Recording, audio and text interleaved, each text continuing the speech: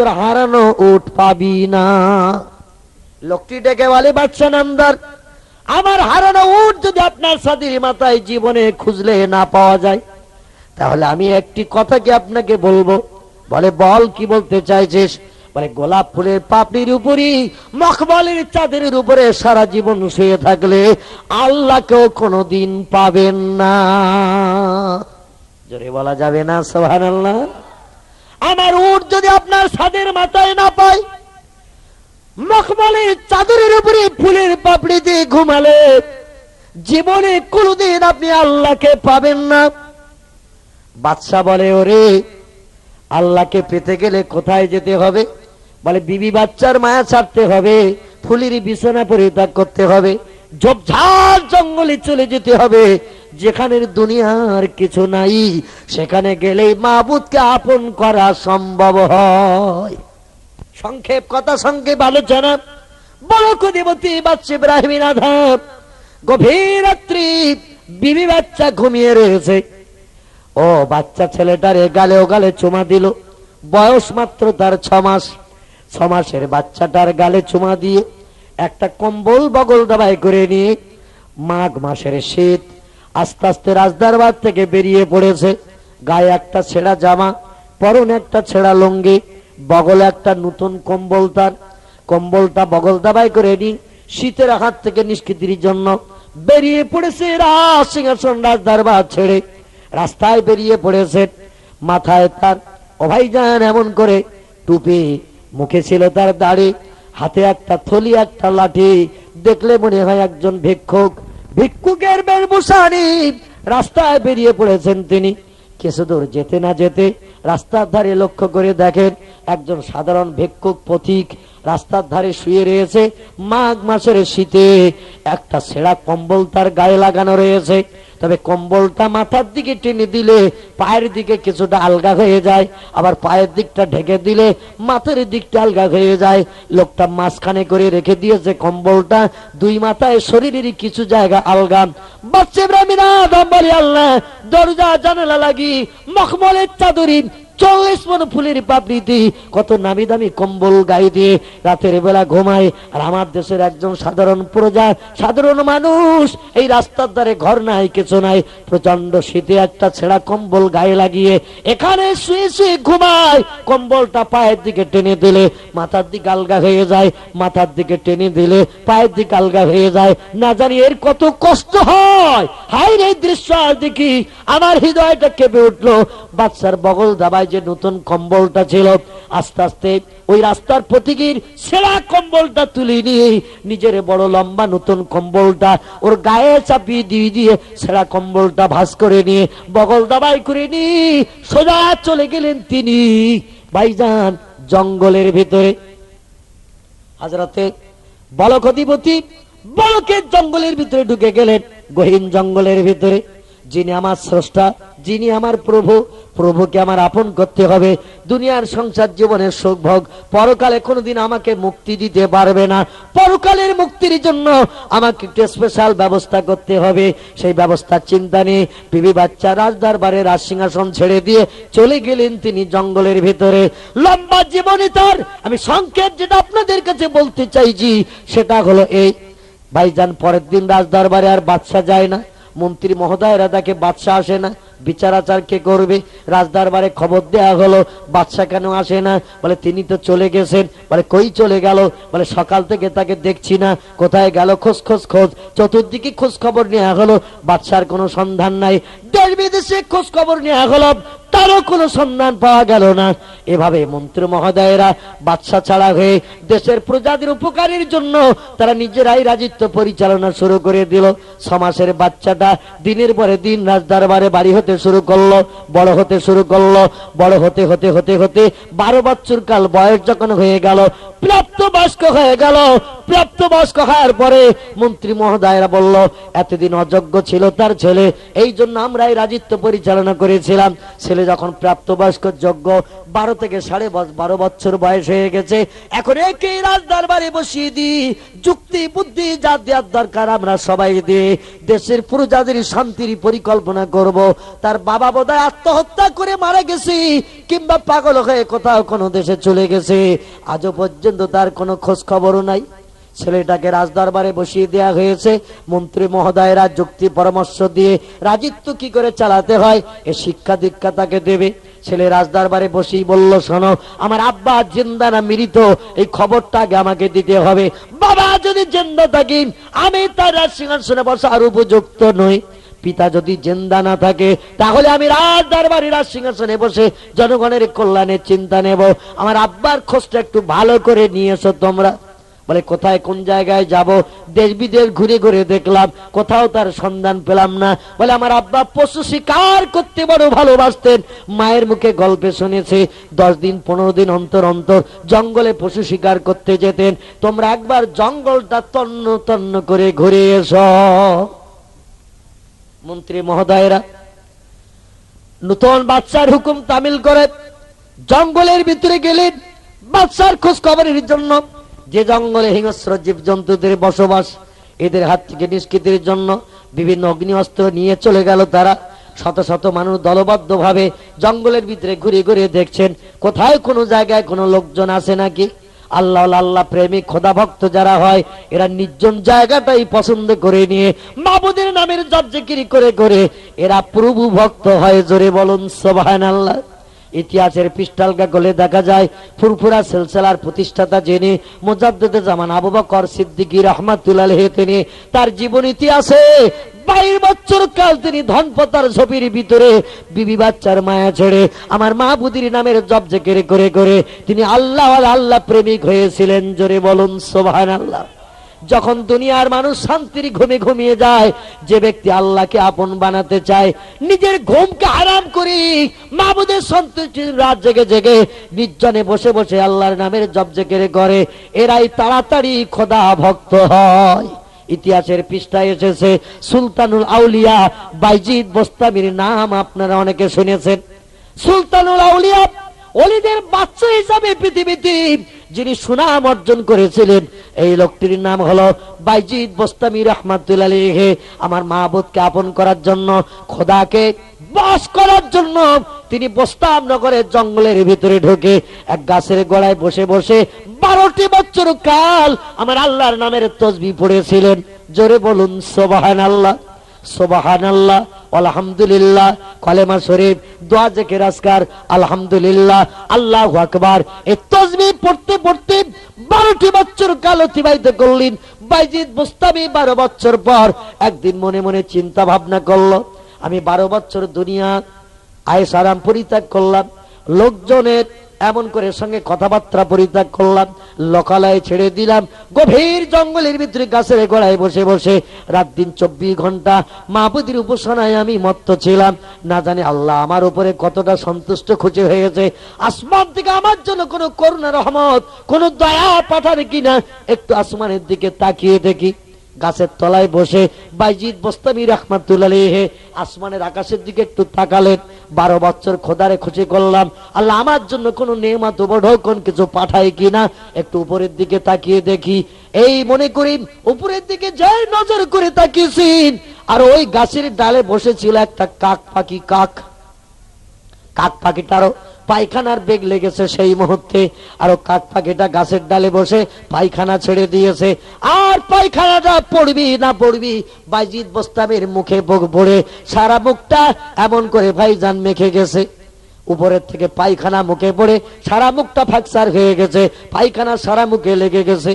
বাইজিদ বোস্তামি বলে, আল্লাহ 12 বছর জঙ্গলের ভিতরে লোকজন পরিত্যাগ করে আয়েশ আরাম পরিত্যাগ করে হালুয়া পোলোয়া গোশকরা রুটি খাওয়া ছেড়ে দিয়ে তোমার নামের জপ জিকির করলাম, আর 12 বছর ইবাদতের ফসল কাকের পায়খানা কি আমার জন্য নসিবে জুটলো? ও আল্লাহ, এছাড়া আমার নসিবে কি আর কিছু জুটবে না? বেয়াদব কাক ও আর পায়খানা করার জায়গা পাইনি, আমার মুখটা পায়খানা করে নষ্ট করে দিল। হুজুর কাকটার দিকে একটু কটাক্ষ নজরে তাকিয়েছে, কাক তুই উড়ে বেড়াস বলে আর কিছু বলতে পারছি না, তবে আমার যদি ডানা থাকতো তোর ব্যবস্থা করে ছেড়ে দিতাম, আমার মুখে পায়খানা করা স্বাদ মিটিয়ে দিতাম। আমি আল্লাহর একজন বান্দা, এই জঙ্গলের ভিতরে খোদার নামের জপ জিকির করি, আর আমার মুখটা তুই পায়খানা করে নোংরা করে দিলে। বাইজিদ বোস্তামি রাহমাতুল্লাহ আলাইহি কাকটার দিকে তাকিয়ে একটু গরম নজরে তাকিয়েছে। ডানা বাজু যদি আমার থাকতো আমি উড়ে যেয়ে তোরে ধরে কৈফাত তলব করে উপযুক্ত ব্যবস্থা করতাম। গরম নজরে কাকের দিকে যেই তাকিয়েছে, আর কাকটার গায়ে আগুন ধরেছি, কাকটা পুড়ে ছাই হয়ে তলায় পড়ে গেছে। জোরে বলুন সুবহানাল্লাহ। কাকটা পুড়িয়ে ছাই হয়ে তলায় পড়েছে। বাইজিদ বলে, আল্লাহ, মনে করছিলাম 12 বছরে কাজ হয়নি, এখন তো দেখছি আমার বেশ ভালোই পাওয়ার হয়েছে। একটুখানি গরম নজরে তাকিয়েছি আর কাকটা আগুন ধরিয়ে তলায় পড়ে গেল পুড়িয়ে। এত যখন কাজ হয়েছে আমার চোখের, তাহলে আর জঙ্গলে থাকবো না, লোকালয়ে চলে যাই।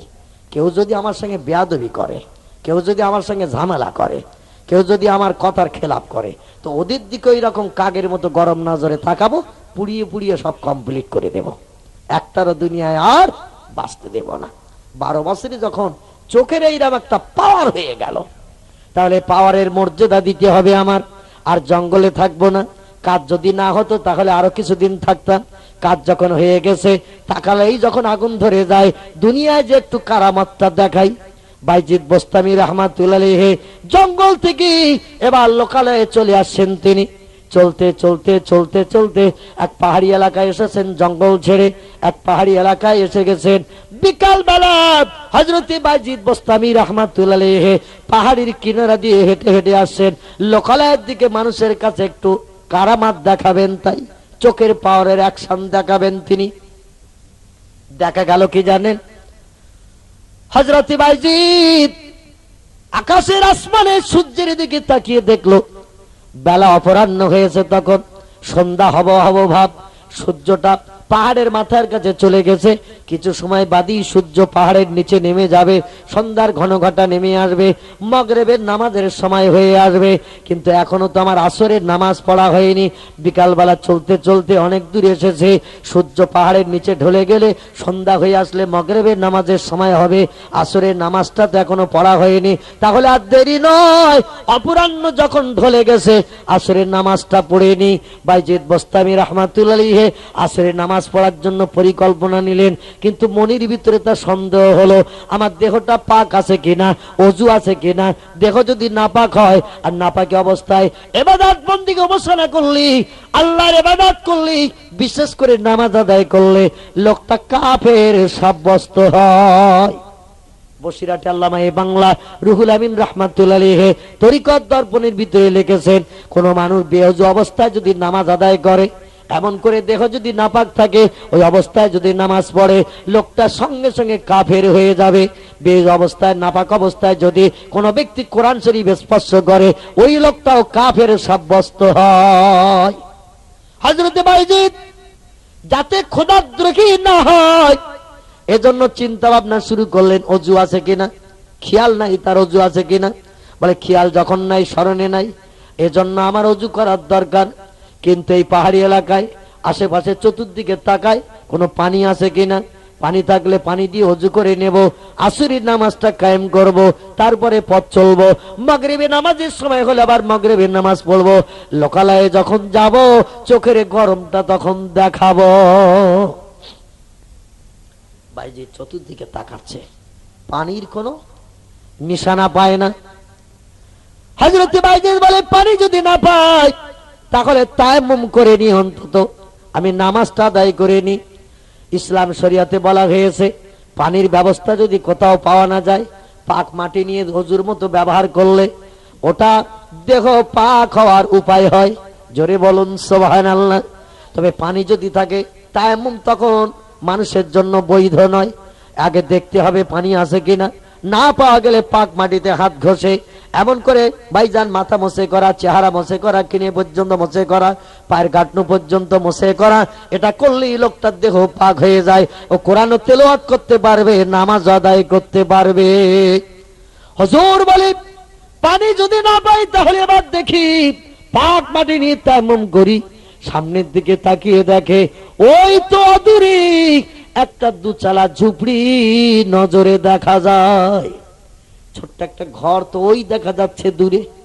ঘরটা যখন দেখা যাচ্ছে নিশ্চয়ই ঘরে কোনো লোকজন বাস করে, আর যে ঘরে লোকজন বাস করে নিশ্চয়ই সে ঘরে পানি আছে, পানি ছাড়া কোনো ঘরে মানুষ বাস করতে পারে না। অতএব একটু তাড়াতাড়ি করে ওই ঘরের কাছে যাই, এক লোটা পানি চিনি, অন্তত আমি অজু করে আসরের নামাজটা তাজা আদায় করে নি। ভাইজিদার পাক মাটি না নিয়ে এবার বাড়িটার দিকে দৌড়াচ্ছে। ছোট্ট একটা দুচালা ঝুপড়ি ঘর, পাহাড়ের ধারে জঙ্গলের মুখের কাছে। ওই ঘরের কাছে যে দেখলো ঘরের সামনেটা প্রাচীর দিয়ে ঘেরা, একটা দরজা আছে সামনে, দরজাটা লক আপ করা, বন্ধ করা, দরজাটা বন্ধ করা। এই দরজার কাছের কাছে যে আওয়াজ দিয়েছেন, ইয়া হালাল বাইত ইখরিজ বাবাকা, এ বাড়িওয়ালা কে বাড়িতে আসু জানি না চিনি না, দরজা দিয়ে একটু বাইরে বেরিয়ে এসো, আমি বড় সমস্যায় পড়েছি, আমি বড় মুসিবতে পড়েছি, আমার এক লোটা পানির দরকার, অজু করবো, আসরের নামাজ পড়বো। বাইজিদ আওয়াজ দিলেন বাড়িওয়ালাকে, সালাম দিলেন, দিয়ে বাড়িওয়ালাকে ডাক দিলেন। 2-5 মিনিট দাঁড়িয়ে রয়েছেন। বাড়িওয়ালা কি কাজে আছে তা কে জানে, কোন কাজে ব্যস্ত তা কে জানে। আওয়াজ দিয়ে যখন ডেকেছি নিশ্চয়ই 2-5 মিনিটের ভিতরে আসবে। 2-5 মিনিট অপেক্ষা করলো, দরজা কেউ খোলে না, পানিও কেউ দেয় না। বাইজিদ বলে আমার আওয়াজ বোধহয় শুনতে পাইনি, আর একটু জোরে সালাম দিয়ে ডাকি। আবার তার থেকে একটু চড়া ভাষায় সালাম দিল, আসসালামু আলাইকুম ইয়া হালাল বাইত ইখরিজ বাবাকা, ও বাড়িওয়ালা দরজা খুলুন, একটু বাইরে বেরিয়ে আসুন। কি হলো, কি হয়েছে তোরা? এর কেউ নেই, এর আত্মীয় স্বজন কেউ নেই এখানে? যদি থাকে এর একটু ঠান্ডা করেন, একটু মহাব্বতের সঙ্গে কলেমার জিকির করেন, লা ইলাহা ইল্লাল্লাহ, লা ইলাহা ইল্লাল্লাহ, লা ইলাহা ইল্লাল্লাহ মুহাম্মাদুর রাসূলুল্লাহ। কলেমা সঙ্গের সাথী, কলেমা হবে গোরের বাতি, তাই পড়ো কলেমা দিবারাতি, কলেমা ছাড়া নাই কো গতি। বলো লা ইলাহা ইল্লাল্লাহ, লা ইলাহা ইল্লাল্লাহ, লা ইলাহা ইল্লাল্লাহ মুহাম্মাদুর রাসূলুল্লাহ।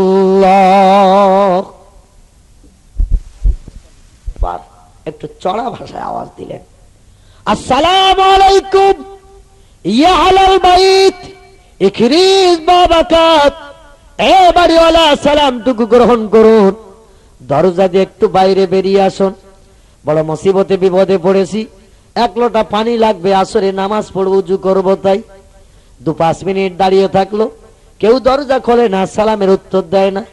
বাইজিদ বলে আল্লাহ, লোকজন নেই নাকি? তবে বাড়ি ঘর দেখে মনে হয় যেন বাড়িতে মানুষ বাস করে, এ তো বিরান ঘর নয়, এ ঘরটা তো দেখছি আবাদি ঘর, কিন্তু সালামের কেন আওয়াজ দেয় না? বাড়ির মানুষ কি ঘুমাচ্ছে নাকি? যদি ঘুমিয়ে থাকে তাহলে একটু আরো চড়া ভাষা আওয়াজ দিতে হবে, ঘুমটা যাতে ভেঙে যায়। এবার গলায় যত স্বর ছিল সেই সুর আওয়াজ জারি করে দিয়েছে, আসসালামু আলাইকুম ইয়া আহলাল বাইত ইখরিজ বাবাকা, এ বাড়িওয়ালা কে তুমি? এমন খুব ঘুমাও, সালামের উত্তর দাও না, দরজা খুলে একটু বাইরে বার হও না। আসরের নামাজ যদি কাজা হয়ে যায় তাহলে কিন্তু জঙ্গলের পাখির মতো ব্যবস্থা করে ছেড়ে দেব। বুঝতে পেরেছেন তো? তোমার দরজা লাগিয়ে থাকা স্বাদ মিটিয়ে দেব। 12 বছর ইবাদত করে চোখের স্পেশাল পাওয়ার বানিয়েছি, যার দিকে একটু গরম নজরে তাকাবো তার কাজ কমপ্লিট করে ছেড়ে দেব। 3য়বার সালাম দিলাম, আওয়াজ শুনে যদি পানি না দাও তাহলে ব্যবস্থা হবে তোমার, কারণ আমি কিন্তু সাধারণ লোক নই। 3য়বার সালাম দিয়ে দাঁড়িয়েছেন। 2-1 মিনিট হতে না হতে একজন যুবতী সুন্দরী অস্পরা বয়স মাত্র তার 17 বছর। 17 বছরের এক সুন্দরী যুবতী অস্পরা, বোরকা পরিহিতা, পর্দা পুশিদা অবস্থায় এক লোটা পানি নিয়ে বাইরে বেরিয়ে এসেছে। বাইজিৎ পানি চাইনি, বাড়িওয়ালারে শুধু ডেকেছে। আর ওই মেয়েটি এক লোটা পানি নিয়ে দরজা খুলে দিয়ে বলে, এ বাইজিৎ, এইটাও তোমার আসরের নামাজ পড়ার জন্য পানি, তবে মনে মনে যেন ধারণা করিও না আমি জঙ্গলের কাক পাখি। জোরে বলুন সুবহানাল্লাহ। ব্যাপারটা বুঝতে পেরেছেন তো? মেয়েটি বলছে মনে মনে যেন ধারণা করিও না আমি জঙ্গলের কাক পাখি, তাই মেজাজ গরম করবে আর আমিও কাকের মতো পুড়িয়ে যাব, এটা যেন ধারণা করিও না। তোমার অজুর পানির দরকার, এই নাও পানি নাও, তবে আমার পানি দিতে দেরি হয়েছে কেন এটা যদি জানতে চাও আসরের নামাজটাকে পড়ে নাও, তারপরে আমি তোমাকে বলবো 3 বার সালাম দিয়েছো তুমি, তোমার সালামের আওয়াজ শুনে আমি পানি কেন দিতে পারিনি সে কারণটি আমি নামাজের পরে বলবো, আগে খোদার ইবাদতটা তুমি করে নাও। বাইজিদ বলে, আল্লাহ, গহীন জঙ্গলের ভিতরে ছিলাম, 12 বছর তোমার ইবাদত করেছিলাম, আর কাকটা আমার মুখে পায়খানা করে দিয়েছিল বলে রাগের বসে গরম মেজাজে তাকিয়েছিলাম, কাকটার গায়ে আগুন ধরিয়ে পুড়িয়ে তলায় পড়ে গেল। এ খবর তুমি আর আমি ছাড়া কেউ জানে না।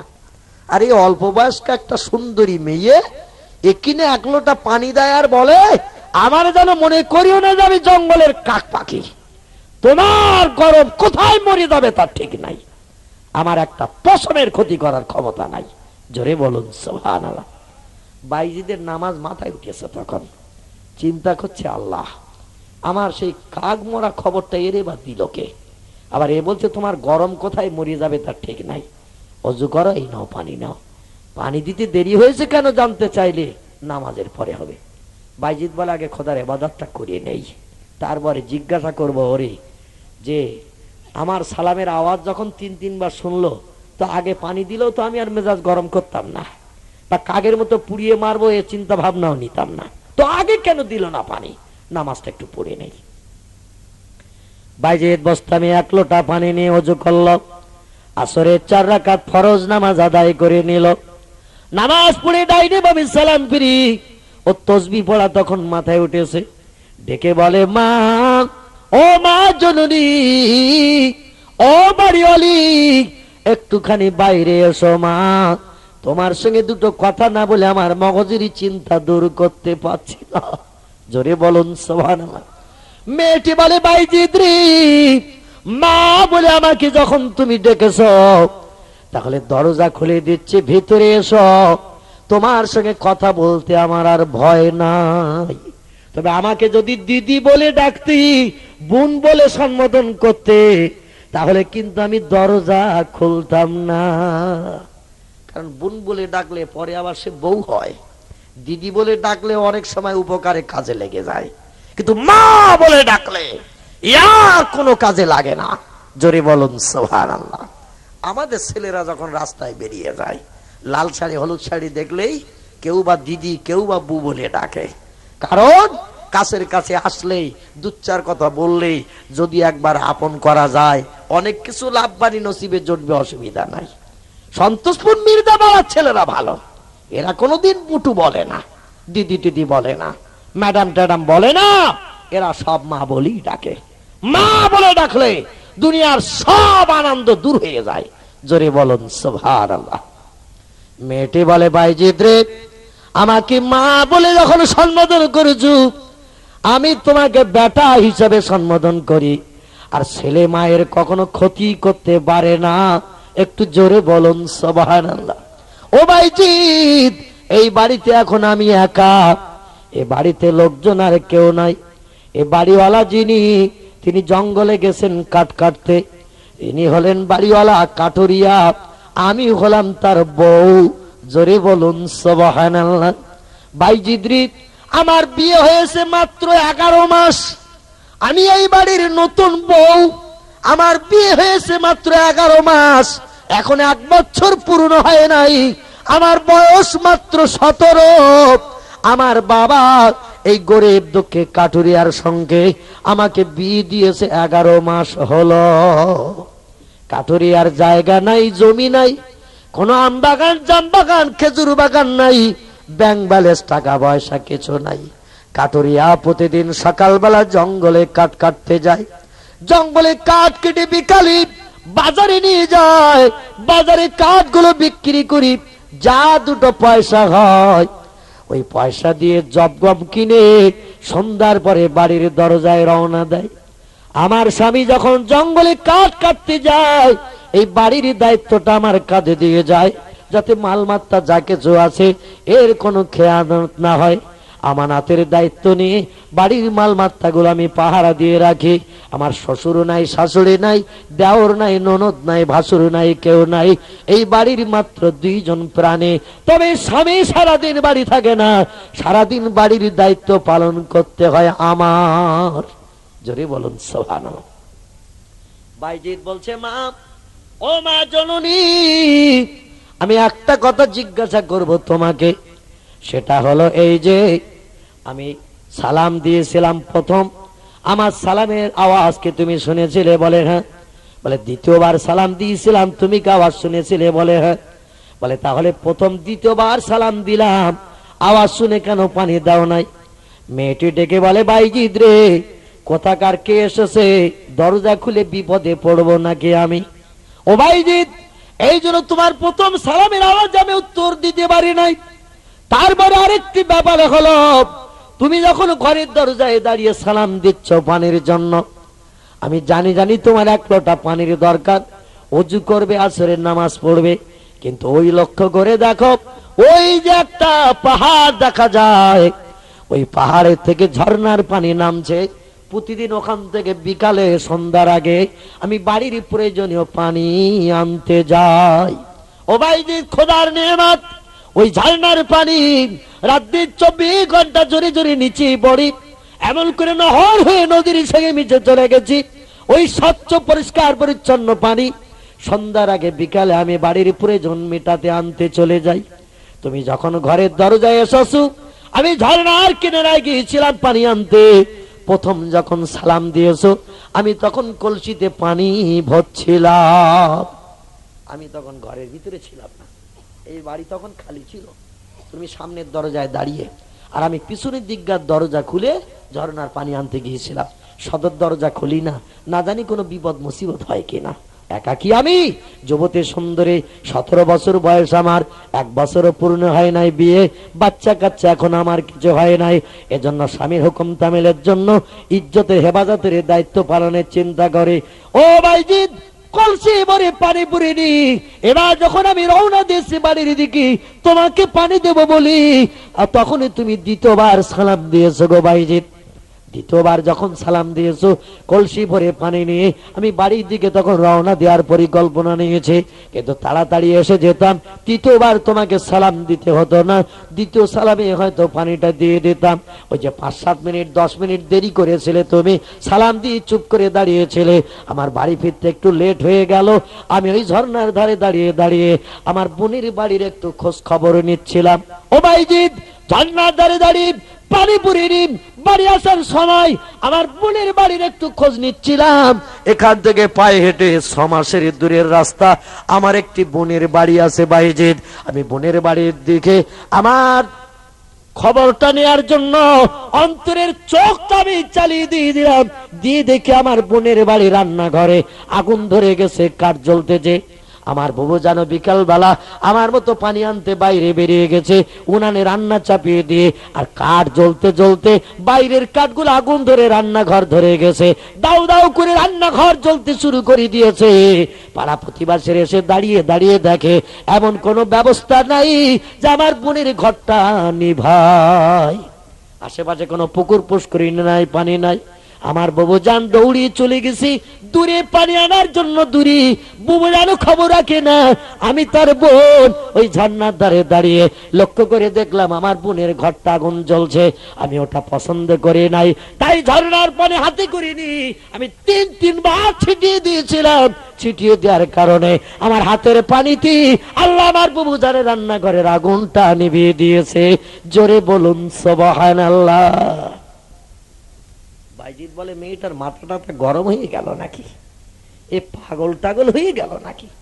এখান থেকে 6 মাসের দূরের পথ, আর সেখানে নাকি কার ঘরে আগুন ধরেছে, আর এখান থেকে পানি ছিটিয়ে দিয়েছে, ঘরের আগুন নিভে গেছে। এ কি কোনো পাগল মেয়েটে নাকি? এর সঙ্গে কথা বলে তো লাভ হবে না। বাইজিদ বোস্তামি ডেকে বলে, এ পাহাড়ি এলাকার নারী, পাগলামির আর গল্প তুমি পাও না, তা আমার কাছে তুমি বলছো এখান থেকে পায়ে হাঁটা 6 মাসের পথ, তোমার বোনের ঘরে আগুন ধরেছে বিকালবেলা, আর ঝর্ণার ধারে দাঁড়িয়ে তুমি দেখতে পেয়েছো, আর এখান থেকে পানি ছিটিয়েছে, আগুন থেমে গেছে। এ পাগলামি কোথা থেকে শিখেছো? মেয়েটি বলে, বাইজিদ রে, যেদিন আমি প্রাপ্তবয়স্কা হয়েছে, 12 বছরের বয়স আমার হয়েছে, সেই দিন থেকে আজ পর্যন্ত আমি একটা মিথ্যা কথা কোনোদিন বলিনি, এবং আল্লাহ যেন না বলায়। জোরে বলুন সুবহানাল্লাহ।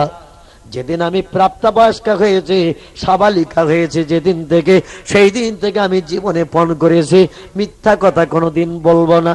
ও বাইজিদ, আমি যেটা বলছি সত্য, বিশ্বাস যদি তোমার না হয় এখান থেকে তুমি চলে যাবে, আমি ঠিকানা পত্র সব দিই। অল্প বয়স্কা সুন্দরী নারী, এ পাহাড়ি এলাকার কাঠুরিয়ার বিবি, এ চোখ তুমি কিভাবে বানালে, এ চোখ তুমি কিভাবে তৈরি করলে, আমাকে একটু বলো, আমি শুনতে চাই। আমি 12 বছর জঙ্গলে ইবাদত উপাসনা করে আমার চোখের একটু পাওয়ার জারি করেছে, কোনো কিছুর দিকে তাকালে আগুন ধরে পুড়িয়ে যায়। কিন্তু তোমার মতো হাজার হাজার মাইল দূর, আমি তো এক জায়গায় বসে দেখতে পাই না, কিভাবে তুমি চোখের পাওয়ার বানালে? মেয়েটি ডেকে বলে, বাইজিদ রে, সেই প্রাপ্তবয়স্কা থেকে নিয়ে যেদিন আমি সাবালিকা হলাম, প্রাপ্তবয়স্কা হলাম, সেই দিন থেকে নিয়ে এক ওয়াক্ত ফরজ নামাজ আমি কাজা করি নাই। আল্লাহর হুকুম রমজানের রোজা ইচ্ছাকৃত একটা আমি নষ্ট করি নাই। এ বাইজিদ, আমি কোরআনের হাফেজা, প্রতিদিন আল্লাহর মহান ওজমা কালাম সাপারা করে বাপের ঘরে থাকতে তেলাওয়াত করতাম। তবে শ্বশুর বাড়ি এসে আমার একটু সুযোগ হয়েছে, স্বামী সারাদিন ঘরে থাকে না, এই জন্য সারাদিন খোদার কোরআন শরীফ পড়ার সুযোগ হয়। জোরে বলুন সুবহানাল্লাহ। আর আমাদের মেয়েরা যদি একটু সময় পায়, ও টেলিভিশনের ভলম মরা দেয়। জানি না মির্দাপাড়ায় টেলিভিশন টিশন আছে কিনা, এখানকার মেয়েরা হয়তো ভলমে হাতটা দেয় না, যা দেয় সব আমার বসিরহাট এলাকার মেয়েরা দেয়। এখানকার মেয়েদের নামে বদনাম টান দেব না, কারণ আমার তো আবার পিঠ বাঁচানোর দরকার আছে ভাই। ঝামেলা বাজিয়ে দেবে হয়তো রাস্তায়, বলবে ধর হুজুরের ঘা কত কষে দেয়, মার খেয়ে মরণ হবে আমার। এখানকার মায়েরা ভালো, টেলিভিশনে ভলমে হাত দেয় না, রেডিওর গান জীবনে শোনে না, যাত্রার কোনো দিন যায় না, ভিডিওয় কোনো দিন চাঁদা দেয় না। সময় পেলে এরা কোরআন শরীফ তেলাওয়াত করে, আল্লাহর ওজমা কালাম নেমাতে কালাম কোরআন যারা তেলাওয়াতের দায়িত্ব পালন করে। জোরে বলুন সুবহানাল্লাহ।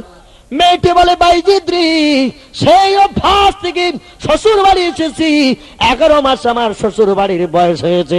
স্বামীকে নিয়ে সংসার করি আমি, স্বামী জঙ্গল থেকে কাঠকটে বাজারে বিক্রি করে জবগম গুলো নিয়ে যখন সন্ধ্যাবেলা বাড়ি ফেরে, আমি স্বামীকে ঠান্ডা গ্লাস পানি পান করাই, স্বামীকে গোসল করার তেলটা মাথায় মাখিয়ে দিই। স্বামী যখন গোসল করতে যায়, পাথরের 4টি জাতা দেখছো, ওই জাতাটা পেতে জবার গমগুলো জাতাই দিয়ে ঘুরিয়ে ঘুরিয়ে পিষে পিষে আটা বানা। জোরে বলুন সুবহানাল্লাহ। আমাদের মেয়েদের যদি এখন বলা হয় 3 কেজি গম এনেছি, জাতায় পিষে আটা কর, ওরা বলবে 10 মিনিট সময় দাও, মুদিখানার দোকান থেকে একটা 25 পয়সা দিয়ে সাদা কাগজ কিনে আনছি, আর গ্রামের মেম্বারের খবর দিয়ে আসতেছি, যাতে তোমার সঙ্গে আমার সঙ্গে সম্পর্ক আজকের বিচ্ছেদ হয়। কারণ জাতায় গম পিষে আটা বানিয়ে রুটি খাওয়াতে হবে। এ খবর যদি বিয়ের দিন উকিলের কাছে শুনতাম, তো একবার হু পর্যন্ত বলতাম না। ওরা বিয়ের সময় যে হু বলে রাজি হয়, ওটাও বলতো না। কি মুসিবতে বিপদে পড়েছি। উকিল বলল, ভালো ঘর ভালো বর, কোন রকম অসুবিধা নাই, খাবে আর ঘুমাবে, আর এখন জাতাই পিষে গম আটা বানাতে হবে। কি মুসিবতে পড়েছি, তাড়াতাড়ি করে মেম্বারের খবর দিয়ে আসে, যাতে সম্পর্কটা চ্যুত হয়। এ কাজ আমার পক্ষে সম্ভব নয়। অবশ্য সন্তোষপুরের মায়েরা এরম বলে না, এরা যদি আটা আনে রাগ করে, বলে গম আনো বেশি করে, গরম গরম জাতাই পিষে রুটি হবে। খোসা ছাড়ানোর ডাল যদি আনে, এখানকার মেয়েরা রাগ করে, খোসাওয়ালা ডাল নিয়ে এসো, জাতাই পিষে ভাঙিয়ে ডাল রান্না হবে, যাতে গরম গরম টেস্ট পাওয়া যাবে। এখানকার মায়েরা ভালো, এদের নামে আমি বদনাম দেব না ভাই।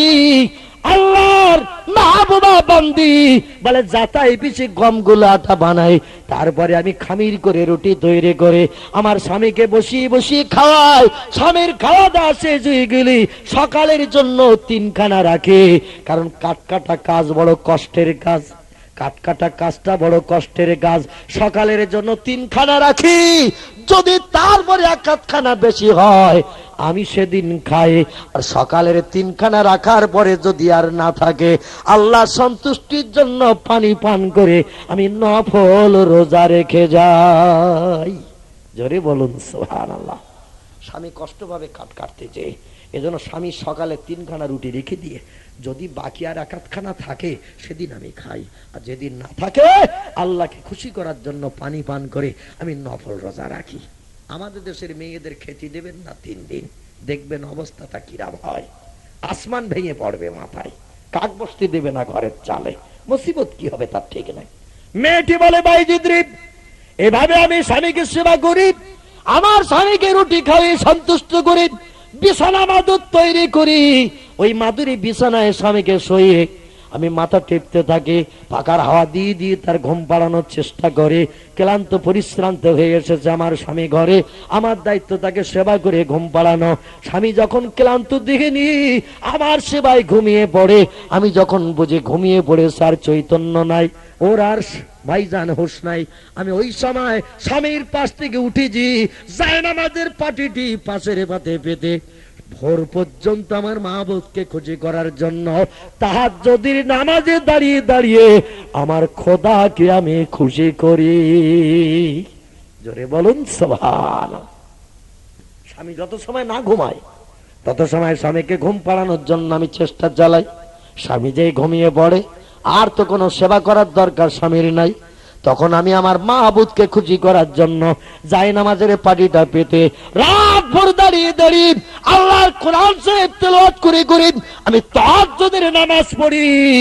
মুয়াজ্জিন সাহেব যখন মসজিদে দূরে ফজর রাত ধ্বনি দেয়, ভোরের সময় ঠান্ডা আবহাওয়ায় তাম পৃথিবী নিস্তব্ধ থাকে, দূরের মুয়াজ্জিনের আযান আমার কানে আসে, ওই সময় আমি তাহাজ্জুদের নামাজ শেষ করে আমার আল্লাহর দরবারে দোকানে হাত তুলে কাঁদি। আল্লাহ জীবনে যত ত্রুটি বিচ্যুতি করেছে, জীবনে যত অপরাধ করেছি, আমার জীবনের সকল অপরাধ ক্ষমা করো। বিবাহের মাধ্যম দিয়ে পরের ঘরের দায়িত্ব পালন করতে এসেছে, আল্লাহ অজান্তে যদি কোনো ত্রুটি বিচ্ছুতি হয়ে যায় আমার অপরাধকে তুমি ক্ষমা করো। ও বাইজিদ ভোরবেলা ওই আল্লাহর কাছে হাত পেতে আমি কেঁদে কেঁদে চোখের পানিতে মুখ ভাসাই, আল্লাহ পাক রব্বুল আলামিন তাহাজ্জুদের নামাজ আর ভোরবেলা শান্তির ঘুম ছেড়ে আল্লাহর কাছে হাত তুলি, আমার চোখের পানি পৃথিবীর জমিন ভিজানোর কারণে আল্লাহ পাক আমার চোখের একটা স্পেশাল পাওয়ার দান করেছে। অল্প বয়স আমার, মাত্র 17 বছর বয়স, 1 বছরও বিয়ে হয়নি, 1 মাস বাকি আছে, বাচ্চা কাচ্চা কিছু হয়নি, কিন্তু আমার চোখের এমন একটা পাওয়ার আল্লাহ দান করে দিয়েছি, আমি এই পাহাড়ের দাঁড়িয়ে 2 তলা ঝুপড়িতে থাকি আর তামাম দুনিয়ার দৃশ্যগুলো এখানে বসে বসে দেখতে থাকি, আমি কোনো জিনিস দেখা থেকে বঞ্চিত হই না।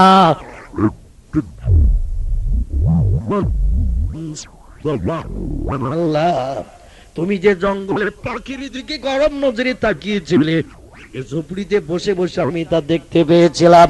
ওই ঝর্ণার ধারে আমি পানি পুচ্ছিলাম আমার কলসিতে, আর পায়ে হাঁটা সমাজ দূরে বোনের বাড়ি, তার ঘরে আগুন জ্বলেছে, আমি এখানে দাঁড়িয়ে দাঁড়িয়ে সেটা দেখতে পেয়েছি। একটু পানি ছিটিয়ে দিয়ে আমার বোনের ঘরের আগুনটা নিভিয়েছি। জোরে বলা যাবে না সুবহানাল্লাহ। বাইজিদ বলছে আমি দেখতে যাব। কিরাম ঘর থেমেছে, দেখতে যাব। বলে যাও, নিদর্শন দিয়ে দিলাম তোমাকে।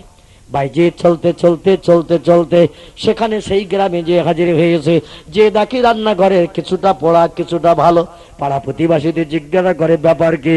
বলে এখান কয়েকদিন আগে বিকালবেলা বাড়িওয়ালি বাড়ি ছিল না, পানি আনতে দূরে চলে গিয়েছিল।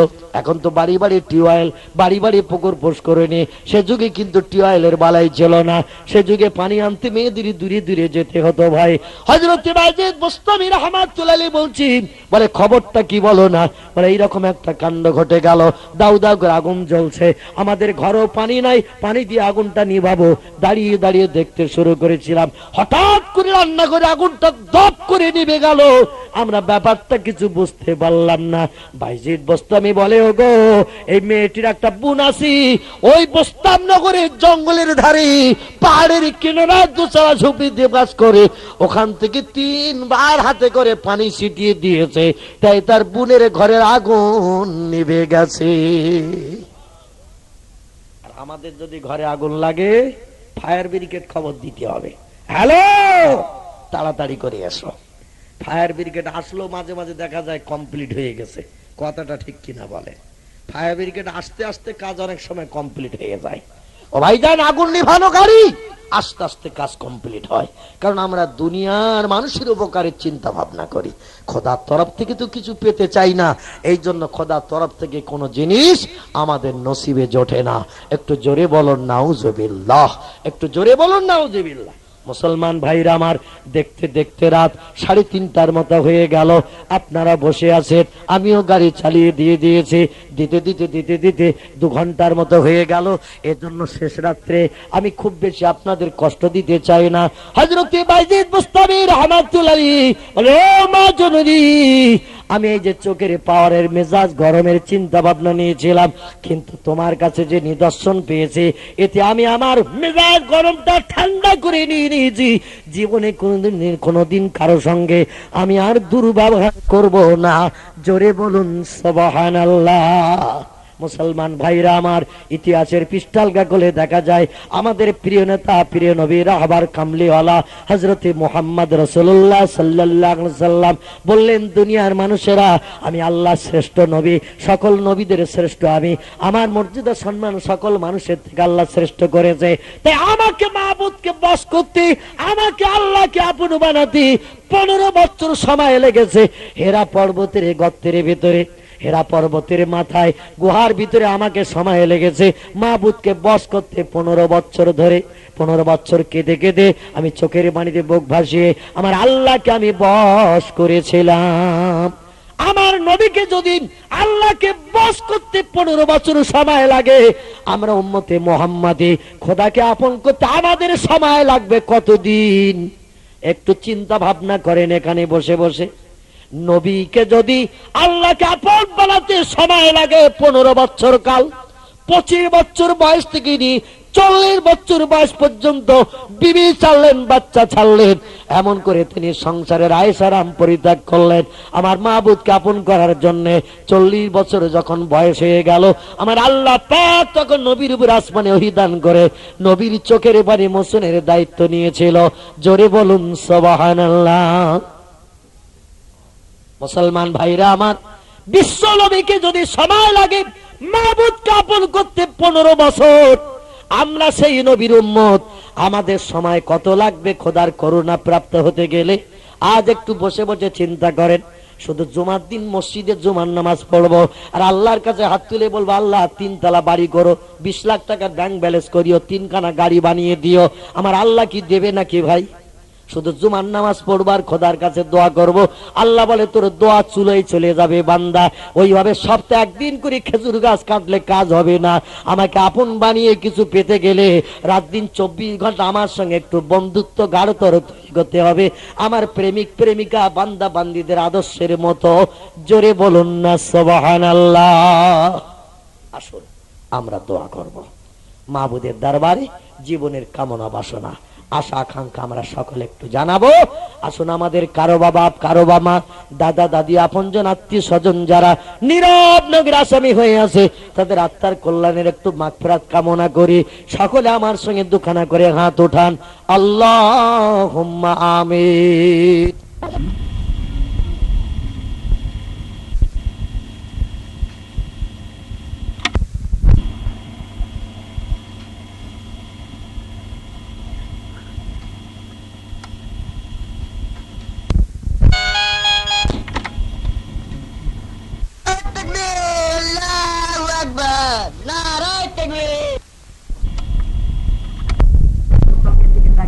হায়া লজ্জা ছাড়ার মধ্যে কিছু হয়নি, তাও সবকিছু বোঝে না। ওই বাচ্চারা যেমন উলঙ্গ হয়ে ছেলে মেয়ে এক জায়গায় বসে বসে খেলে, কেউ কারো দুঃসঙ্গের দিকে তাকায় না। কিয়ামতের ময়দানে হাসরের মাঠে কোটি কোটি মানুষ যেদিন দাঁড়িয়ে যাবে, এদের অবস্থাটা বাচ্চাদের মতো হবে। কেউ কারো দুঃসঙ্গের দিকে ওরা তাকাবে না, দেখবে না। এরা শুধু ইয়ানফসি ইয়ানফসি করে দৌড়াদৌড়ি করবে। সূর্যের রৌদ্র থেকে কি করে বাঁচা যায়? বলো সুবহানাল্লাহ। সূর্যের রৌদ্র থেকে কি করে বাঁচা যায়, এই চিন্তায় শুধু দৌড়াদৌড়ি করবে। কেউ কারো গুপ্তঙ্গের দিকে তাকানোর সময় পাবে না। ওয়াইসাগো সেদিন সকলে ন্যান্ত থাকবে। তবে শোনো শোনো শোনো, একদল ব্যক্তিদের গায়ে আল্লাহ পোশাক দান করে দিয়ে দেবে। একদল ব্যক্তিরা পোশাক অবস্থায় কবর থেকে উঠবে। আয়েশা বলে, ইয়া রাসূলুল্লাহ, তারা কারা? আল্লাহ নবী বলল, আয়েশা, তারা হলো ব্যক্তি যারা দিন রক্ষার জন্য, কলেমা রক্ষার জন্য, ইসলাম প্রচার করতে যে, খোদার দিন দুনিয়ায় প্রতিষ্ঠিত করতে যে বিধর্মীদের হাতে জীবন উৎসর্গ করে দিল। এদের দেহটা ছিন্ন ভিন্ন করে যে তারা তরবারির আঘাত করে মেরে বল্লম মেরে দেহটা ছিন্ন ভিন্ন করে রক্ত মাখা জামা কাপড় অবস্থায় দুনিয়ার মায়া পরিত্যাগ করে পড়ে রইল। আল্লাহ নবী সাল্লাল্লাহু আলাইহি ওয়াসাল্লাম মদিনার মুসলমানদের ডেকে বললেন, শোনো, ইসলামের জন্য, কলেমার জন্য, মসজিদের জন্য, মাদ্রাসার জন্য কোন ব্যক্তির যদি এভাবে প্রাণটা বিধর্মীরা নাশ করে দেয়, ওদের যেন গোসল দেবে না, ওদের গায়ের জামা কাপড় গুলো খুলে ফেলবে না, নতুন কোন কাপড়ের কাপড় তাদের গায়ে দেবে না। ওই ব্যক্তিদের ওই অবস্থায় গোসল না দিয়ে তোমরা কবরে দাফন করে দিয়ে দেবে। যদি বলুন সুবহানাল্লাহ। ইসলাম পৃথিবীতে প্রতিষ্ঠিত করতে গিয়ে যারা ভারতবর্ষের জমিনে ইসলাম প্রতিষ্ঠিত করতে গিয়ে জীবন উৎসর্গ করেছে, এদের কারো লাশের গোসল দেওয়া হয়নি। প্রত্যেকটি ব্যক্তি ওই অবস্থায় দাফন করা হয়েছে। মাথা হয়তো কেটে গেছে ধর থেকে, মাথাটা আস্তে আস্তে লাশের পাশে রাখা হয়েছে। হাতগুলো কেটে গেছে, তাদের হাতগুলো দেহের পাশে আস্তে আস্তে রাখা হয়েছে। যে অবস্থায় মরে পড়েছিল, এদের লাশগুলো আস্তে আস্তে নিয়ে কবরে শুয়ে দিয়ে ওই ছেঁড়া রক্ত মাখা জামা কাপড় অবস্থায় তাদের কবরে দাফন করা হয়েছে। শরীয়তের আইন হলো এদের গোসল দিতে হবে না, নতুন কাপড়ের কাপড় দিয়ে রক্ত মাখা জামা কাপড় গুলো খুলে নিতে হবে না। সাহাবীরা বলে, ইয়া রাসূলুল্লাহ, বিবির বিধবা বানালো, সন্তান এতিম করে দিল, দুনিয়ার সুখ শান্তি সব ছেড়ে দিয়ে আল্লাহর দ্বীন প্রচারের জন্য জীবনগুলো যারা উৎসর্গ করলো, ইসলামের দাওয়াত দিতে যে যারা জীবন দিল, এদের নসিবে একটু কাপড়ের কাপড় কেন জুটবে না, গোসল কেন এদের হবে না? ইয়া রাসূলুল্লাহ, ওই অবস্থায় কেন কবর দিতে হবে? আর যারা এমনি এমনি মারা গেল, এদের কত সুন্দর করে গোসল করানো হবে, এদের গায়ে নতুন কাপড়ের কাপড় দেওয়া হবে। ইয়া রাসূলুল্লাহ, এরাই হবে সৌভাগ্যবান। আর ওরা বিবি বাচ্চির বিধবা এতিম বানালো, আর ওদের নসিবে কাপড় জুটবে না, গোসল হবে না, ওরা ওই অবস্থায় কেন কবরে কবরস্থ হবে? আল্লাহ নবী বলে, শোনো, যারা গোসল দিয়ে কবরে গেল, কাপড়ের কাপড় নিয়ে গেল, 2-1 বছরের ভিতরে কাপড় গুলো সব পচে গলে শেষ হবে। গোসল দেওয়া সত্ত্বেও বস্তুগুলো পচে গলে মাটির সঙ্গে খেয়ে নেবে। কিন্তু যাদের ওই রক্ত মাখা জামা কাপড় অবস্থায় কবরে দাফন করা হবে, ওদের লাশের গায়ে কিয়ামত পর্যন্ত মাটি মুখ দিতে পারবে না। একটু জোরে বলুন সুবহানাল্লাহ। শরীয়তে যদি কবর খোলা জায়েজ হতো, আজ আমরা ইতিহাস আলগা করলে দেখতে পেতাম আমাদের ফুরফুরার জমিনে যারা ঘুমিয়ে আছেন, 4 শহীদার হিসাবে যারা ঘুমিয়ে আছেন, এদের কবরের মাথার দিকে পায়ের দিকে খুললে আজও টাটকা লাশ দেখা যাবে। এদের লাশের গায়ে একটু মাটির দাগ লাগেনি, ওদের গায়ে সেই রক্ত মাখা জামা কাপড় এখনো গায়ে রয়েছে, ওদের জামা কাপড় পর্যন্ত মাটির বাপের ক্ষমতা নাই খাওয়ার। একটু জোরে বলুন সুবহানাল্লাহ। এমন করে আমাদের ভারতবর্ষের জমিনে ইসলাম প্রচার করতে যে, কলেমার দাওয়াত দিতে যে যারা জনম জনম শহীদে বরণ বরণ করে ইতিহাসে নদীর সৃষ্টি করেছে, যাদের নামগুলো ইতিহাসে লেখা রয়েছে, বিবির মায়া করলো না, সন্তানের মায়া করলো না, আল্লাহ সন্তুষ্টির জন্য শত্রু আছে সামনে দেখো চলে গেছে, তাদের কাছে জীবন উৎসর্গ করেছে। এরা শহীদ হওয়ার জন্য পাগল বরণ করেছে, তারা পাগল হয়ে তারা এমন করে শত্রুদের সামনে চলে গেছে। ওই অবস্থায় এদের লাশগুলোকে কবরে দাফন করা হয়েছে। হাজার হাজার বছর কাল অতিবাহিত হয়ে গেল, একটা পোকার বাঘের ক্ষমতা নাই তাদের বুকের উপরে ওঠা। বলুন, এদের বুকের উপরে একটা মানুষ উঠতে পারে, একটা পোকা উঠতে পারবে না, কীট পতঙ্গ যেতে পারবে না। যে রক্ত মাখা জামা কাপড় নিয়ে ওদের কবরে দাফন করা হয়েছে, টাটকা রক্ত মাখা জামা কাপড় তাদের কবরে গায়ে লেগে রয়েছে। আল্লাহর নবী সাল্লাল্লাহু আলাইহি ওয়াসাল্লাম বলেন, তামাম দুনিয়ার মানুষেরা কবরে যারা কাফনের কাপড় নিয়ে গিয়েছিল সব তো মাটিতে খেয়ে শেষ করে দিয়েছে, মস্ত মস্ত সব পচে গলে শেষ হয়ে গেছে। এরা সব উলঙ্গ হয়ে হাসরি দাঁড়িয়ে যাবে। কিন্তু এই শহীদ বরণকারীরা যারা দুনিয়ার জমিন থেকে আল্লাহর দ্বীন প্রচার করতে যে অকাল মৃত্যুবরণ করেছে, ওই ছেঁড়া রক্তমাখা জামা কাপড় নিয়ে হাসরে তারা দাঁড়িয়ে যাবে। জোরে বলুন সুবহানাল্লাহ। আল্লাহর নবী মুহাম্মদ রাসূলুল্লাহ সাল্লাল্লাহু আলাইহি ওয়াসাল্লাম কি মাইসাতুল হুমায়রা দেখে বলেন, ইয়া রাসূলুল্লাহ, ইয়া হাবিবাল্লাহ, হুজুর রক্তমাখা জামা কাপড় নিয়ে ওরা হাসরের ময়দানে কবরটি করতে বলে না, বলে উঠে ওদের লাভটা কি হবে বলুন? আল্লাহ নবী সাল্লাল্লাহু আলাইহি ওয়াসাল্লাম বলেন, আল্লাহ পাক হাসরের ময়দানে তামাম পৃথিবীর সমস্ত মানুষকে দাঁড় করিয়ে এবার বিচার শুরু করবেন। যখন আর সে মোল্লা আসমানের সপ্তম আসমান থেকে নামিয়ে পৃথিবীর জমিনে নিয়ে আসবেন। পৃথিবীর জমিনে নিয়ে এসে ফেরেশতাদের ডেকে বলে, হে ফেরেশতারা, আমার কোটি কোটি মানুষ সব একত্রিত হয়েছে, এদের জীবনের চুলচারা বিচার হবে, এদের জীবনের চুলচারা বিচার হবে, কাউকে আজকে ছাড়া হবে না। সারা জীবনের টেলিভিশনের ক্যাসেট ছেড়ে দেওয়া হবে। ওই বান্দার সামনে টেলিভিশনে যেমন ফটোগুলো দেখা যায়, ওই রকম প্রত্যেকটা মানুষের জীবনের ক্যাসেটের ফটো তার সামনে তুলে ধরা হবে। আর বলা হবে, বান্দা 60 বছর দুনিয়ায় বেঁচেছিলে, 70 বছর তুমি বেঁচেছিলে, কি কি করেছো একবার দেখো। বান্দা, তোমার এই ক্যাসেটটা যে আমার ফেরেশতারা রোলিং করে রেখেছে, এটা ঠিক কিনা একবার দেখো। আমার আপনার বাস্তব চেহারা ফটো আর কবে কোন দিন কোথায় কি করেছে না করেছে এক এক করে প্রতিদিনের ক্যাসেটটা চলতে শুরু করবে, বান্দারে দেখানো হবে। বান্দার থেকে মুখটা সেদিন হাড়ির তলা কালো হয়ে যাবে, এই তো নাকি? বান্দার মুখটা সেদিন হাড়ির তলা কালো হয়ে যাবে। এ তো জীবনে যা করেছে, আল্লাহ এখনই এই সমস্ত কাজের হিসাব নিকাশ নেবে। আল্লাহর কোরআন বলছেন, ওয়াকিমুল ওয়াজনা বিল কিসতি ওয়ালা তুকসিরুল মিজান। আজকের মিজানের দাঁড়িপাল্লা ওজন করা হবে। তোমার জীবনের সৎকর্মগুলো 100 দানা পরিমাণ পক্ষপাতিত্ব কারো করবো না, 100 দানা পরিমাণ কারো ক্ষয়ক্ষতি করবো না, কারো আমি কোলে টানবো না, কারো পিঠে ঠেলে দেব না, যে যা করেছো তার প্রতিদান দেব। এই বিচার সূক্ষ্মভাবে করার জন্য হাদিস শরীফে এসেছে, আল্লাহ নবী বলছেন, সূর্যকে সেদিন পশ্চিম দিকে উদয় করা হবে আর পূর্ব দিকে অস্তমিত করা হবে। আজকের সূর্য যে দ্রুত বেগে চলছে, পৃথিবীর বিজ্ঞানীরা বলেছে প্রতি সেকেন্ডে সূর্য 9,86,00,000 মাইল বেগে প্রতি সেকেন্ডে চলতে শুরু করেছে। সূর্য বহুদূরে আছে, সেখান থেকে পৃথিবীতে আলো যখন ছেড়ে দেয়, আলোটা দুনিয়ায় আসতে 8 মিনিট সময় লাগে। 8 মিনিট কত সেকেন্ড সময় লাগে এই পৃথিবীতে সূর্যের আলো ওখান থেকে এসে পড়তে। আর এক এক সেকেন্ড আলো দুনিয়ায় এসে পড়ার পরে দ্রুত ছুটতে শুরু করে। বিজ্ঞানীরা রিসার্চ করে বলেছে, এমন করে ভাইজান 9,86,00,000 মাইল বেগে সূর্য এক এক সেকেন্ডে দ্রুত বেগে আলো ছড়িয়ে নিয়ে পৃথিবীতে ছুটতে থাকে। সূর্যের দূরত্ব পৃথিবী থেকে 9,30,00,000 মাইল দূর। ওইখান থেকে আলোটা দুনিয়া আসতে 8 মিনিট কত সেকেন্ড সময় লেগে যায়। এরা একে নিয়ে গুণ করে বলেছে সূর্যের দূরত্ব হলো পৃথিবীতে এত দূর। এই সূর্য সেদিন পূর্ব দিক থেকে 8,86,00,000 ভাইজান মাইল বেগে এক এক সেকেন্ডে ছুটবে না, বরং পশ্চিম দিকে উদয় হয়ে কচ্ছপের মতো আস্তে আস্তে চলতে থাকবে। কচ্ছপ যেমন আস্তে আস্তে চলে, ওই রকম আস্তে আস্তে চলতে থাকবে। পশ্চিমে উদয় হবে, পূর্ব দিকে অস্তমিত হতে সময় লাগবে। বর্তমান 24 ঘন্টার যে দিন, এই দিনের সমতুল্য 50,000 বছরের লম্বা দিন। আমরা বাঁচি তো 60-65 বছর, তাই দুনিয়ার জিন্দেগি খুব লম্বা না? 60-65 বছর বাঁচি, তাই কতদিনের ব্যাপার বলুন? মনে হয় সে কবে হয়েছে আর কবে মরব, এর তো ঠিক ঠিকানা। 365 দিনে 1 বছর।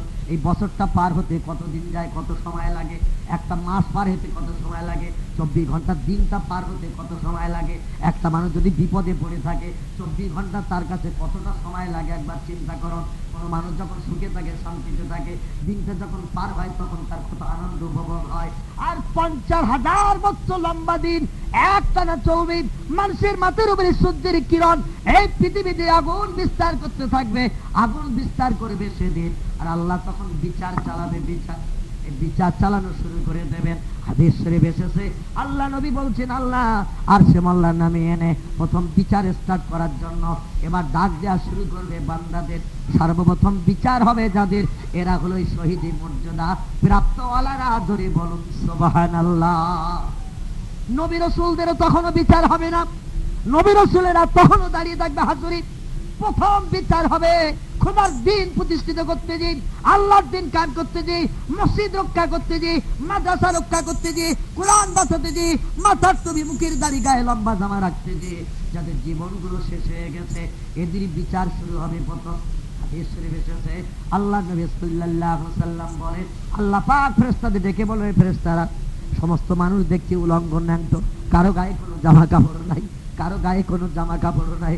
আর আজকের ওই যে রক্ত মাখা জামা কাপড় উপরে আমার হাসরের ময়দানে একদল বান্দারা দাঁড়িয়ে আছে, দেখছি আমার দিকে ফিরে। এ ফেরেশতারা ওরা কারা কারা কারা? মাহাদার রাজুল, ওই লোকগুলো কারা কারা যারা রক্ত মাখা ছেঁড়া জামা কাপড় পরে আজ আমার দিকে ফিরে তাকিয়ে রয়েছে, ওরা কারা? আর কোটি কোটি কোটি কোটি মানুষ এই পৃথিবীর সৃষ্টি থেকে নিয়ে কিয়ামত পর্যন্ত যত মানুষ দুনিয়ায় আসবে সব মানুষ এক জায়গায় হবে, ভিড় হবে তো সেদিন নাকি? সেই দুনিয়া শুরু হওয়া থেকে নিয়ে কিয়ামত পর্যন্ত যত মানুষ দুনিয়ায় আসছে এবং ভবিষ্যতে আসবে যারা এসেছিল সব এক জায়গায় হয়ে যাবে ভাই। মানুষের সেদিন হুড়োহুড়ি ভিড় আর ঠেলাঠেলি। হাসরের ময়দানের অবস্থা দাম কিছু সময়ের জন্য দেখা যায় আরাফাতের মাঠে, আরাফাতের মাটি ফাইজার হজের কাজ শেষ হয়ে গেলে মক্কা মুআজ্জামাও দেখা যায়, যখন বিদায়ে তওয়াফ করতে হাজিরে হয় ওইখানে দেখা যায় মানুষের ভিড় ভাট্টা, পিঁপড়ের সারির মতো গায়ে গায়ে মানুষ। আর সেদিন হাসরে যে কত মানুষ দাঁড়িয়ে যাবে তার ঠিক ঠিকানা নাই। আর সমস্ত মানুষ ন্যাংট লঙ্গ থাকবে, আর ওই ব্যক্তিদের গায়ে থাকবে শুধু রক্ত মাখা জামা কাপড়। আমার আল্লাহ দেখে বলবেন, মাহাজা রাজুল আইয়ুহাল মালায়েকা, হে ফেরেশতারা এরা কারা কারা আজ রক্ত মাখা জামা কাপড় নিয়ে আমার হাসরে দাঁড়িয়ে আমার দিকে ফিরে তাকিয়ে? ফেরেশতারা বলবেন, আল্লাহ আপনি তো সব জানেন, খবর রাখেন, আপনি তো সব জানেন। আল্লাহ আলিমুল বিযাতিস সুদূর, আপনি অন্তরের গোপন খবর পর্যন্ত রাখেন, মুরলাল পিঁপড়ের পায়ের শব্দ পর্যন্ত আপনি শুনতে পান। আর আপনি আমাদের জিজ্ঞাসাবাদ করছেন, তো আমরা যেটা জানি সেটা বলছি, সেটা হলো এই দুনিয়ায় আপনাকে খুশি করার জন্য বিবির মায়া ছেড়েছে যারা, সন্তানের মায়া পরিত্যাগ করেছে যারা, অকাল মৃত্যুবরণ করেছে, শত্রু সামনে আছে জেনেছে দেখেছে, ওখানে গেলে প্রাণ নাশ হবে, মরণ হবে, যেন আপনাকে খুশি করার জন্য অকাল মৃত্যুবরণ করেছিল যারা, এদের লাশগুলোকে গোসল দেওয়া হয়নি, কাপড়ের কাপড়ও পরানো হয়নি, ওই রক্তমাখা ছেঁড়া জামা কাপড় নিয়ে আপনার নবী মুহাম্মদ রাসূলুল্লাহ দাফন করার কথা বলেছিল। আজকে তার অবস্থায় দাফন হয়েছে। মাটির বাপের ক্ষমতা হয়নি ওদের লাশের গায়ে হাত দেওয়া, মাটির বাপের ক্ষমতা হয়নি ওদের কাপড়গুলো এমন করে খেয়ে শেষ করে দেওয়া। ওরাই তারাই আজ হাসর আপনার দিকে ফিরে তাকিয়ে আছে। আমার আল্লাহ দেখে বলবেন, ওরে আমার বিচার শুরু করার আগে, আমার ওই বান্দাদের আগে আমি হায়াতের পানিতে গোসল করানোর জন্য, আমার বান্দাদের জীবনের শখ শান্তি মেটানোর জন্য আমার জান্নাতে হুরেদের একটু ডাক দে, তাড়াতাড়ি করে ওরা চলে আসুক। এই বান্দারা জীবনে বিবির শখ মেটাতে পারেনি, সন্তানের কোলে তুলে নিয়ে চুমা দিতে পারিনি, দুনিয়ায় ভালো মন্দ খেতে পারিনি, বিবিকে নিয়ে সুখ ভোগ করতে পারিনি, আমার দিন কায়েমের জন্য জীবন উৎসর্গ করে দিয়েছি শয়তানের অনুচরদের কাছে। এদের আগে বেহেশতে ঢুকিয়ে দেওয়ার ব্যবস্থা কর, এদের কোনো হিসাব নিকাশ আমি আল্লাহ নেব না। একটু জোরে বলুন সুবহানাল্লাহ। যত প্রকারের শহীদ আছে সব শহীদেরা তখন দাঁড়িয়ে থাকবে। এই রক্তমাখা জামা কাপড়ওয়ালা এরাই প্রথম দরজা খুলে বেহেশতে যাওয়ার ফ্যাসিলিটি পাবে। জোরে বলুন সুবহানাল্লাহ। আল্লাহ নবী বলছেন, উম্মতি মুহাম্মাদিরা, মরণ একদিন তোমাদের অবশ্যই হবে হবে, তবে অন্তত ওই মরণটা যেন নসিবে তোমাদের জোটে। যে মরণটা নসিবে জুটলে হাসরের ময়দানে সূর্যের রৌদ্র থেকে দগ্ধীভূত হতে হবে না, হাজার হাজার বছর দাঁড়িয়ে থাকতে হবে না, তোমাদের কষ্ট পেতে হবে না, শুধু কবর থেকে উঠবে আর আল্লাহর অনুমতি নিয়ে প্রথম বেহেশতের ভিতরে ঢোকে ভালো ভালো নেয়ামতগুলো ভোগ করার সুযোগ পাবে, আর হায়াতের পানি পান করতে পারবে, বেহেশতের সমস্ত সুন্দর নেয়ামতগুলো খেয়ে খেয়ে কলিজা ঠান্ডা করতে পারবে, আল্লাহর কাছে কামনা করবে, দাবি করবে, আল্লাহ এই মরণটা যেন তোমাদের নসিবে জোটায়। বলুন মুসলমান ভাইরা আমার, আজ আমরা সেই মরণের কথা একটাবারও খেয়াল করি না। ওই মরণের চিন্তা আমাদের মগজে নাই। আমরা চিন্তা করি ওখানে গেলে বিপদ আছে, ওখানে গেলে মরণ আছে, ওখানে আমরা যাব না। এটা আমাদের মগজের চিন্তা কিনা বলে?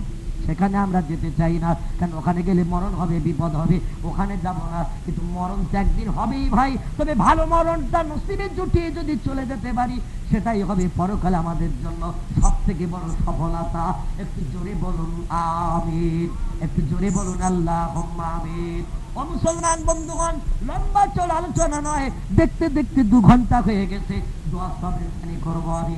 সময় সুযোগ হলে আবার আলোচনা হবে, তবে মরণ অবশ্যই আমাদের হবে। আমার শেষ কথা হলো, এই আসমানি যে ঘূর্ণিঝড় আজকে হলো, সুপার সাইক্লোন একটা কালবৈশাখীর ঝড় হলো, এইরকম ঝড়ের মতো আসমানি গজব যদি হয়, আর গজবও যদি আমাদের মরণ হয়, আর মরণের সময় যদি ইমানটা নিয়ে চলে যেতে পারি, দুনিয়ার সংসার জীবনে বিবি বাচ্চা সুখ চিরদিনের নয়, দুদিনের তুচ্ছ ভাই, তুমি মরণের সময় যদি কলেমাটা নিয়ে চলে যেতে পারি, কিয়ামত পর্যন্ত কবরে আযাবগ্রস্ত হতে হবে না। হাসরে 50,000 বছরই লম্বা দিন, আমাদের বিপদে মুসিবতে পড়ে থাকতে হবে না। আমরা সেদিন একটু আনন্দের নাচ নাচতে নাচতে খোদার দেশের ভিতরে যে সুখ ভোগের সুবিধা পাবো। একটু জোরে বলুন আমিন। আসুন আমরা দাঁড়িয়ে দাঁড়িয়ে আমাদের প্রিয় নবী, প্রিয় নেতা, যিনি সোনার মদিনায় আরাম ফরমাচ্ছেন, নবী পাকের দরবারে একটু সালামের তোহফা আমরা সকলে জানিয়ে নিই। সকলে একটু দাঁড়িয়ে যান। ইয়া রব্বানা যালামনা আনফুসানা ওয়া